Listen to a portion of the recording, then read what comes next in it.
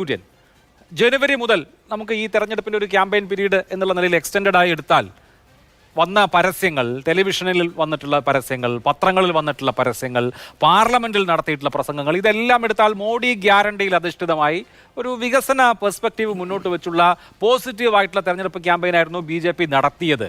ഏതുവരെ? ഒന്നാമത്തെ ഫേസ് വരെ. ഒന്നാമത്തെ ഫേസ് കഴിയുമ്പോൾ പെട്ടെന്ന് ഗിയർ മാറ്റുകയാണ്. പെട്ടെന്ന് ഹിന്ദു മുസ്ലിം നറേറ്റീവിലേക്ക് കാര്യങ്ങൾ പോയി. കോൺഗ്രസ് അധികാരത്തിൽ വന്നാൽ നിങ്ങളുടെ അമ്മമാരുടെയും പെങ്ങന്മാരുടെയും കെട്ടുതാലി പൊട്ടിച്ച് മുസ്ലിങ്ങൾക്ക് കൊടുക്കും, നിങ്ങളുടെ 2 കാളകളിൽ ഒരെണ്ണത്തിന് മുസ്ലിങ്ങൾക്ക് കൊടുക്കും തുടങ്ങി ക്രിക്കറ്റ് ടീമിൽ ആളെ എടുക്കുന്നത് വരെ മതത്തിന്റെ അടിസ്ഥാനത്തിലാകും എന്ന് പ്രധാനമന്ത്രി പറയുന്നത് നമ്മൾ കേട്ടു, ഞെട്ടി.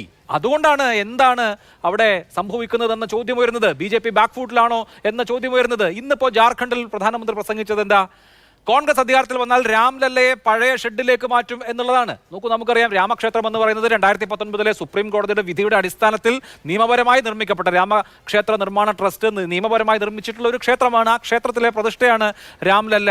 അതിനെ കോൺഗ്രസ് അല്ല ആരധികാരത്തിലെത്തിയാലും വേറൊരു സ്ഥലത്തേക്ക് മാറ്റാൻ കഴിയില്ല. കാരണം ആ ബിൽഡിംഗ് അവിടെ ഉണ്ടായി കഴിഞ്ഞു, അവിടുത്തെ പ്രതിഷ്ഠയും കഴിഞ്ഞു. അപ്പോൾ ഇല്ലാത്ത കാര്യങ്ങൾ പറഞ്ഞ് ഇതുപോലെ ഹിന്ദു മുസ്ലിം പ്രശ്നം ഉണ്ടാക്കുക, ഹൈന്ദവ ഏകീകരണം ഉണ്ടാക്കുക തുടങ്ങിയ കാര്യങ്ങളിലേക്ക് പ്രധാനമന്ത്രി പോയതുകൊണ്ടാണ് നാട്ടുകാർക്കെല്ലാം എന്തോ ഒരു പിശകുണ്ടല്ലോ, ഇവർ നോക്കാൻ പോവാണല്ലോ എന്നൊരു സംശയം വരുന്നത്.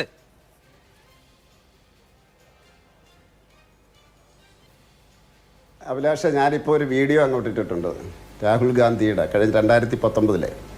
അതായത് ബാലാകോട്ടിൽ അവിടെ മരങ്ങൾ മാത്രമേ പോയിട്ടുള്ളൂ. ഇപ്പം നരേന്ദ്രമോദിക്ക് പേടിയാണ്. ഒന്ന് കാണിച്ചാൽ മതി. ഇപ്പോൾ 2019 നരേന്ദ്രമോദിക്ക് ഖബരാഘട്ടാണ്, ഡെർന്നല്ല പറയുന്നത്, ഭയങ്കരമായിട്ടുള്ള ഭയമാണ്. എന്നിട്ട് അദ്ദേഹം ജനങ്ങളോട് ചോദിക്കുക, എനിക്ക് ഭയമുള്ളതായിട്ട് നിങ്ങൾക്ക് തോന്നുന്നുണ്ടോ? രാഹുൽ ഗാന്ധി ജനങ്ങളോട് ചോദിക്കുകയാണ്, എൻ്റെ ശബ്ദത്തിൽ ഭയമുണ്ടോ? ഇല്ല, മോഡിക്ക് ഭയമാണ്. എന്താണ്?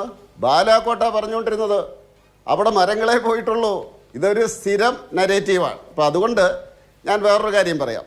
ഈ നരേന്ദ്രമോദിയുടെ മൈനോറിറ്റി അല്ലെങ്കിൽ മുസ്ലിം പ്രയോഗം 2006 മൻമോഹൻ സിംഗിൻ്റെ ആ പ്രസംഗം, മൈനോറിറ്റീസ് പർട്ടിക്കുലർലി മുസ്ലിംസ്, അത് കേരളത്തിൽ എങ്ങനെയാണ് അതിൻ്റെ പ്രതികരണം എന്ന് പറയാൻ എന്നെ അനുവദിക്കണം, ഇൻ്റർഫിയർ ചെയ്യരുത്.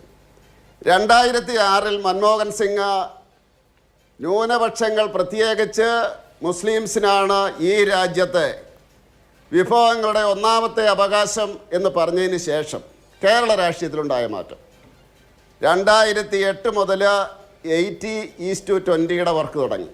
അതായത് മുസ്ലിമും ക്രിസ്ത്യാനികളും തമ്മിലുള്ള ആനുകൂല്യങ്ങൾ കൊടുക്കേണ്ടത് അത് 60:40 അത് 80:20 എന്നുള്ള രീതിയിലായി. കേന്ദ്ര സർക്കാരിൻ്റെ ട്രെയിനിങ് പ്രോഗ്രാംസ് ഒരു മതത്തിന് മാത്രം കൊടുക്കാൻ തുടങ്ങി. അതോടൊപ്പം തന്നെ തീവ്രവാദികൾ വർദ്ധിച്ചു.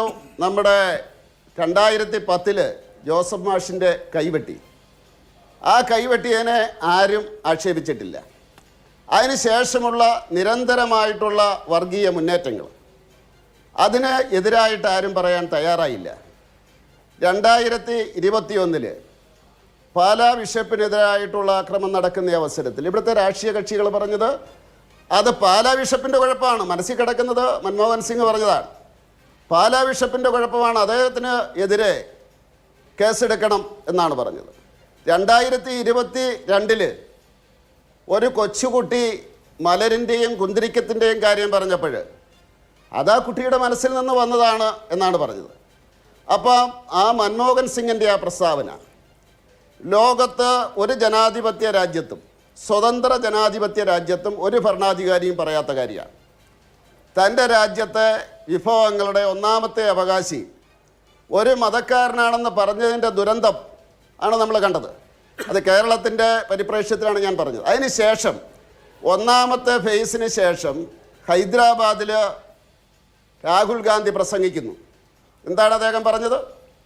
അദ്ദേഹം പറഞ്ഞത് റീഡിസ്ട്രിബ്യൂഷൻ ഓഫ് വെൽത്ത് എങ്ങനെയാണ്, സർവേ ഏതൊക്കെ രീതിയിലാണെന്നറിയാമോ? Financial and institutional. എന്താ institutional? Financial and institutional survey.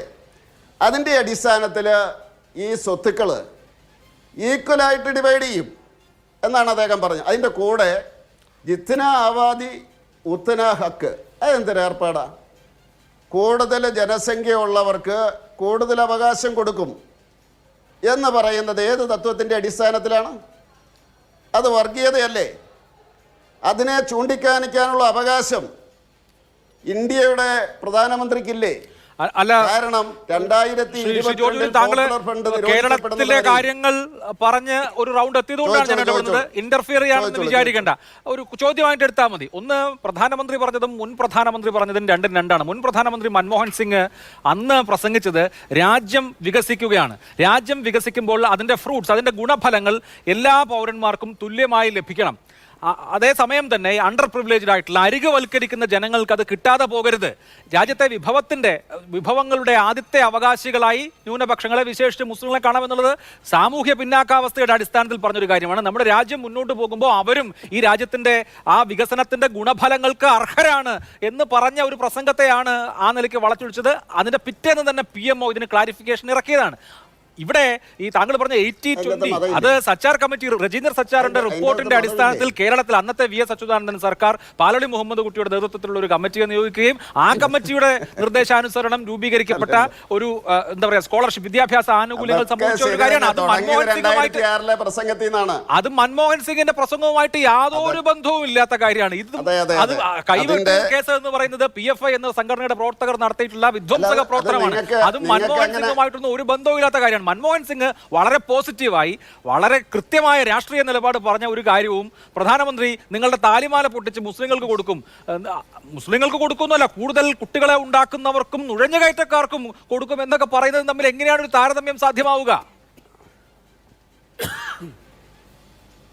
അല്ല, ഏറ്റവും പുരോഗമനവാദിയായിട്ടുള്ള മതേതരവാദിയായിട്ടുള്ള അഭിലാഷിനോട് ഞാൻ ചോദിക്കുകയാണ്, ലോകത്തെ ഏതെങ്കിലും രാജ്യത്ത് ഭരണാധികാരി, അതായത് സ്വതന്ത്ര ജനാധിപത്യ രാജ്യത്ത്, ഏതെങ്കിലും രാജ്യത്ത് ഭരണാധികാരി മൻമോഹൻ സിംഗ് പറഞ്ഞതുപോലെ പറഞ്ഞിട്ടുണ്ടോ?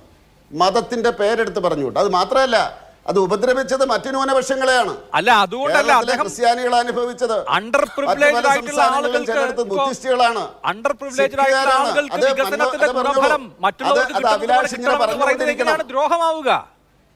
സാമൂഹ്യ പിന്നാക്കാവസ്ഥ ചൂണ്ടിക്കാണിച്ചിട്ട് നമ്മുടെ രാജ്യം വികസിക്കുമ്പോൾ ആ വികസനത്തിന്റെ ഗുണഫലം എല്ലാവർക്കും കിട്ടണം എന്നാണ് മൻമോഹൻ സിംഗ് പ്രസംഗിച്ചത്. ആണ് ആ പ്രസംഗത്തിന്റെ പൂർണ്ണരൂപം എന്റെ കയ്യിലുണ്ട്. ഇന്ത്യൻ എക്സ്പ്രസിന്റെ പ്രസിദ്ധീകരിച്ചിട്ടുണ്ട്. ഞാൻ വേണമെങ്കിൽ ഉണ്ടെങ്കിൽ എടുത്ത് ഞാൻ വായിച്ചു കേൾപ്പിക്കാം. മതത്തിന്റെ പേര്, മതത്തിന്റെ പേരിൽ അല്ലല്ല, അവരുടെ എക്സ്പ്ലനേഷൻ ഒന്നും വേണ്ട. എക്സ്പ്ലനേഷൻ പങ്കുവെക്കുന്നതിന് മതത്തിന്റെ പേരെടുത്ത് പറഞ്ഞത് മുറിവുണ്ടാക്കി, ഭീകരന്മാർക്ക് വളമുണ്ടാക്കി കൊടുത്തു. ഇന്നും കേരളത്തിലെ ജനങ്ങൾ ഇതിനെ ഭയത്തോടു കൂടിയാണ് കാണുന്നത്. കേരളത്തിൽ മാറ്റമുണ്ടായത് ആ പ്രസംഗത്തിലൂടെയാണെന്ന് ഞങ്ങൾ പറഞ്ഞു കഴിഞ്ഞാൽ, അഭിലാഷിനെ പോലെയുള്ള ഒരാൾ, പ്രധാനമന്ത്രിയായിട്ടിരിക്കുന്ന ഒരാൾ, പ്രധാനമന്ത്രി മതം എടുത്തു പറഞ്ഞിട്ട് അവർക്കാണ് വിഭവങ്ങളുടെ ആദ്യത്തെ അവകാശമെന്ന് പറഞ്ഞാൽ അതിനെ ന്യായീകരിക്കുന്നത് ഒരു രീതിയിലും അത് സത്യസന്ധതയുമായിട്ട് ചേർന്ന് നിൽക്കുന്നതല്ല. അതുകൊണ്ടാണ് പറഞ്ഞത്. പ്രധാനമന്ത്രി പറഞ്ഞല്ലോ, പിന്നെ നമ്മുടെ രാംലാലയുടെ കാര്യം പറഞ്ഞല്ലോ. അതുകൊണ്ട് കോൺഗ്രസിൻ്റെ നേതാവ് ആചാര്യ പ്രമോദ് കൃഷ്ണ പറയുന്നു, കോൺഗ്രസ് വന്നു കഴിഞ്ഞാൽ ആ സുപ്രീം കോടതിയുടെ വിധി മാറ്റും. കോൺഗ്രസിൻ്റെ ആളായിരുന്നു, അതിനെപ്പറ്റിയാണ് പ്രതികരിച്ചത്. ഇലക്ഷൻ കാലഘട്ടത്തിൽ തീർച്ചയായിട്ടും പ്രതികരിക്കണ്ടേ? ജനങ്ങളെ ഭയപ്പെടുത്താൻ വേണ്ടി കോൺഗ്രസ്സുകാർ ശ്രമിക്കുന്ന അവസരത്തിൽ തീർച്ചയായിട്ടും അതിനെപ്പറ്റി പ്രതികരിക്കണ്ടേ? പ്രധാനമന്ത്രി പ്രതികരിക്കണ്ടേ? അതുകൊണ്ട് നിങ്ങൾക്ക് പറയാം, പ്രധാനമന്ത്രിക്ക് ഭയമാണ്. അഭിലാഷിന് അറിയാവോ, കഴിഞ്ഞ പ്രാവശ്യം BJPക്ക് നിങ്ങൾ തന്ന 100 സീറ്റാണ്. കോൺഗ്രസ് പ്രവർത്തകർ പടക്കം വാങ്ങിച്ചു വെച്ചു. 50 സീറ്റാണ് കോൺഗ്രസിന് കിട്ടിയത്. അപ്പോഴേ കോൺഗ്രസ്സുകാർ പറഞ്ഞു, ഇനി ചർച്ച ചെയ്യാൻ പോകുന്ന ഒരു സാധനമാണ് ഇലക്ഷൻ മിഷൻ, EVM. അതിനെപ്പറ്റി ആയിരിക്കും ഇനി ചർച്ച ചെയ്യാൻ പോകുന്നത്. അതൊക്കെ പിന്നെ അതിന്റെ കുഴപ്പമുണ്ട്. 2006 പ്രൈം മിനിസ്റ്ററുടെ ഓഫീസ് പറഞ്ഞ കാര്യം ഞാൻ വായിക്കാം. Prime minister observations of the prime minister were made after referring to the very good performance of the Indian economy in recent months and the expectations that the economy would continue to do well, creating new income and employment opportunities for all sections of society, while better off sections of society will benefit from this process. It is the responsibility of the government to pay special attention to the welfare of weaker and marginalized sections. The Prime Minister has said on several occasions that India must shine, but shine for all. അതായത് ഇന്ത്യയുടെ economy വികസിച്ചുകൊണ്ടിരിക്കുകയാണ്. അതിന്റെ ഗുണഫലങ്ങൾ സ്വാഭാവികമായും ഇവിടെയുള്ള better off ആയിട്ടുള്ള സൊസൈറ്റികൾക്ക് കിട്ടിക്കൊണ്ടിരിക്കും. അങ്ങനെ നമ്മുടെ സമൂഹം മുന്നോട്ട് പോകുമ്പോൾ അതിന്റെ ഗുണഫലം മാർജിനലൈസ്ഡ് ആയിട്ടുള്ള അരികുവൽകൃതരായിട്ടുള്ള സമൂഹങ്ങൾക്കും കിട്ടുന്നുണ്ട് എന്ന് ഉറപ്പാക്കണം എന്നാണ് പ്രധാനമന്ത്രി അന്ന് പറഞ്ഞത്.